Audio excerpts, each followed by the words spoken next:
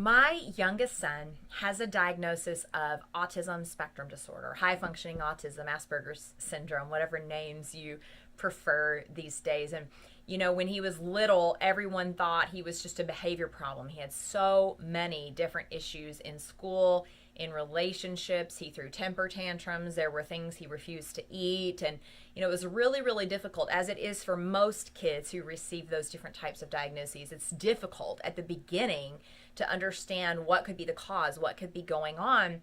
And when he was in the third grade, he had a teacher who had been a special education teacher, and she was finally able to take all those little things and be able to put them together and to say, I think that this kid's struggles are consistent with autism spectrum disorder. And she encouraged me to take him in for diagnostic testing. And sure enough, he met all of those criteria at a really high percentage and was diagnosed. And it really brought a lot of freedom to us. It really began to give us some answers, some understanding, some hope for how we could help him, what we could do to help him to function and to thrive in the world. And as a counselor, I have really appreciated the opportunities that I've had to identify that in older people, in teenagers, in adults, and to encourage that same thing for them. I think there's times that diagnosis isn't maybe so great. We live in this mental health world where everything has to have a name, and sometimes a diagnosis can become a crutch for someone. It can be something that actually holds them back. And so I don't necessarily think it's wise or necessary in any and every situation. I don't like to see a diagnosis become an identity. Like, my son is so much more than autism spectrum disorder. He's a teenage kid. He's smart. He's creative. I don't want that to be a defining feature of his life.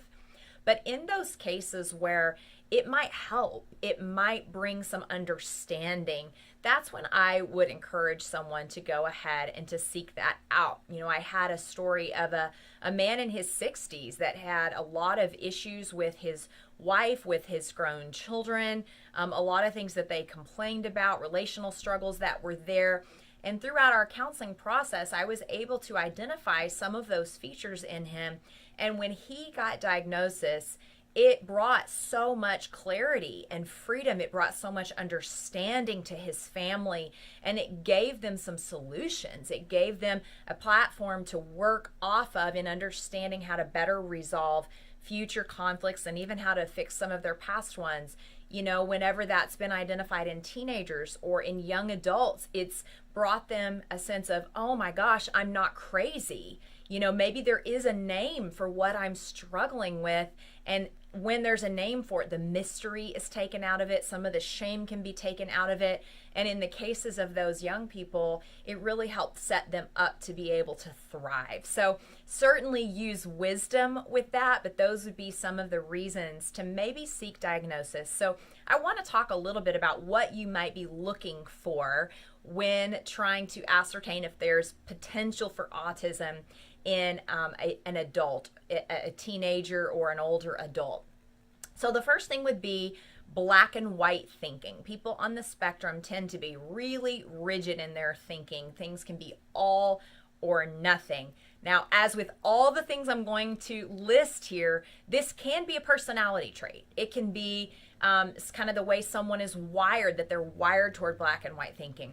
It can be a cognitive distortion, that there's some causality for why I might be thinking of things as all or nothing. And, if I have that person in counseling, I'm going to want to move them toward how to understand nuances of their situation, how to maybe move towards what might be truthful thinking instead of sort of the extremes or the rigidity of black and white thinking. So again, it doesn't have to mean autism.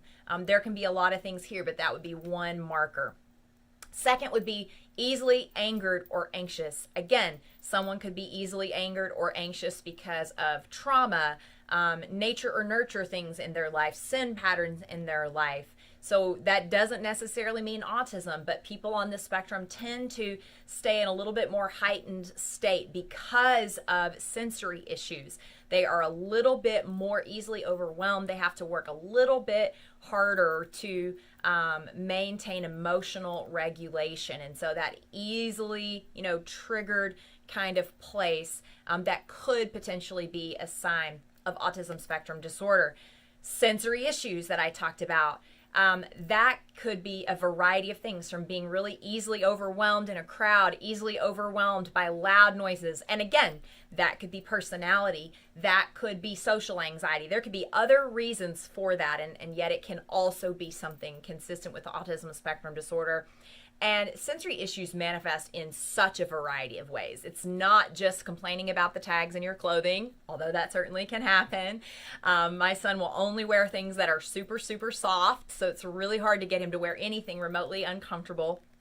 I read a story once about two brothers who were both on the spectrum, and they were different when it came to their sensory issues around food. So one only wanted to eat things that were bland or soft or squishy, and the other one only wanted things that were crunchy or spicy or, gave him a lot of sensory stimulation.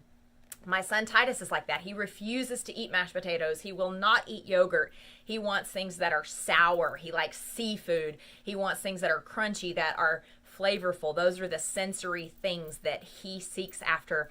Or you may have seen the movie The Accountant, and with Ben Affleck, and one of the stimming behaviors he has is after work, in order to decompress, he rolls himself with a roller, and it's giving him that hard, firm pressure. So a lot of different ways that those sensory things can show up. Struggles with relationships. And again, I will reiterate, there can be lots of causes for this, why a person might struggle in relationships. But in someone on the spectrum, they have difficulty reading social cues. They have difficulty understanding what other people are feeling and even what they are feeling. They can become, again, easily overwhelmed by people's emotions. They don't often understand figures of speech. They can misunderstand or misinterpret those. I remember Titus, when you combine the black and white thinking and relational kind of social skill struggles, he used to always accuse people of lying. If someone wasn't black and white enough, if they said something that seemed too vague for him, he would say, "You're lying to me, you're lying." And he didn't understand what was going on in terms of that person trying to infer something politely or trying to, give him an answer that was maybe nuanced. And then finally, they tend to be smart in one or two key areas. People on the spectrum tend to have fixations. And again, this can be a quirk. Not everyone is meant to be a jack of all trades. We all have things that we're maybe passionate about or that we're more successful at.